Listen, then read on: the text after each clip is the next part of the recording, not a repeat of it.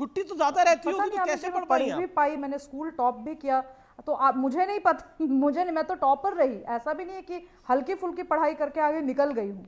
तो ये जो आज नीतीश कुमार जी, ये बात बहुत अच्छा सवाल किसी ने उठाया कि 2005 से मुख्यमंत्री हैं, ये अचानक से उनके दिव्य चक्षु कैसे खुले कि बच्चों की पढ़ाई में बहुत असर पड़ रहा है, असर पड़ भी रहा है, तो आप संडे की छुट्टी कैंसिल कर दीजिए, जितने त्योहार हैं उन त्योहारों को मनाने के लिए छुट्टियां दीजिए और फिर संडे की छुट्टी कैंसिल कीजिए।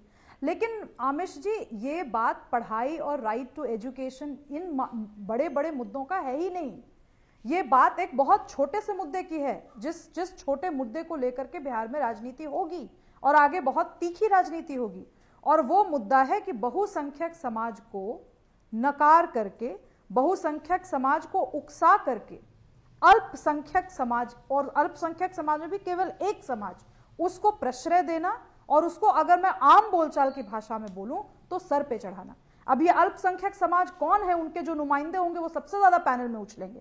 नहीं तो आप बताइए ना मुझे कि अगर इतना ही शौक है नीतीश कुमार को कि वो शिक्षा के गुणवत्ता और शिक्षा के महत्व पर ही बात करना चाहते हैं, तो कर्पूरी ठाकुर जी के अलावा जो पॉलिसीज कर्पूरी ठाकुर जी ने लाई, उनके अलावा नीतीश कुमार जी ने ऐसा नया क्या किया शिक्षा में क्रांति लाने के लिए? जी, it was professor Naval Kishore, ठीक है, Karpoori Thakur model. Professor Naval Kishore wants to reply.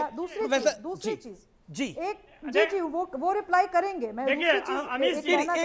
उनका रिप्लाई आ जाए, फिर राष्ट्र आप क्या लीजिएगा, वो 30 सेकंड बोल ले, he wants a sharp reply. Okay professor Naval Kishore, 30 second.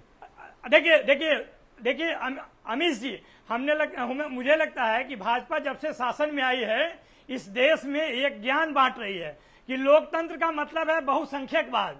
ये इतना घटिया परिभाषा है और किसी भी राजनीति शास्त्र के किताब में नहीं है कि लोकतंत्र का मतलब बहुसंख्यकवाद है।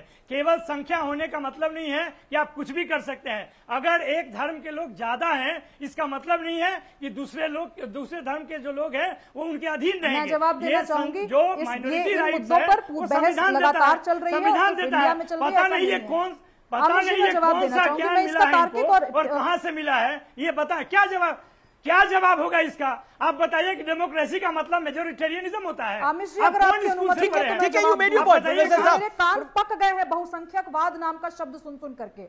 मैं पक गई हूं ये सुन करके, क्योंकि मुझे आप बताइए ना, जो लोग बहुसंख्यकवाद शब्द का इजाद करके मेजोरिटी के विल को, जो लोग, मैं शांति से बात करना चाहती हूं, लेकिन एक बात को अगर बार बार लूप पे रिपीट किया जाएगा, उसी चीज को लेकर के समय नाश किया जाएगा, तो ये गलत है आमिश जी।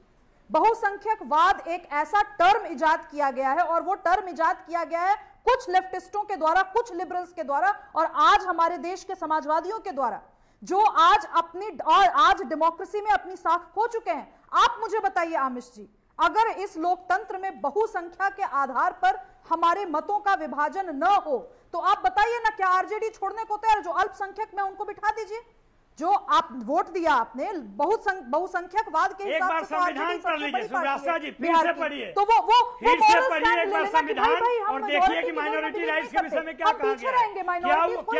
क्या आपका संविधान नहीं है, संघ के विधान से आप काम करते हैं, आप वही बात करते हैं। यहाँ पर जो बात हो रही है व्यूअर्स, अगर आपको मैं संक्षेप में मैं बताऊं तो वो कह रहे हैं कि लोकतंत्र का मतलब जो है वो बहुसंख्यकवाद तो नहीं है।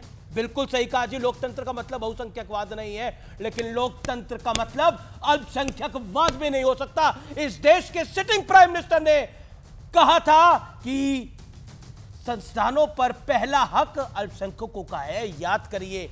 यह भी नहीं हो सकता इस देश के अंदर, डॉक्टर मनमोहन सिंह की मैं बात कर रहा हूं, और यह भी नहीं हो सकता कि सेक्युलरिज्म के चश्मे के अंदर आप एक धर्म को टारगेट कर दें। मैं ब्रेक ले रहा हूं, ब्रेक के बाद बड़ी खबर पे लौट रहा हूं, देख रहे हैं आर पार।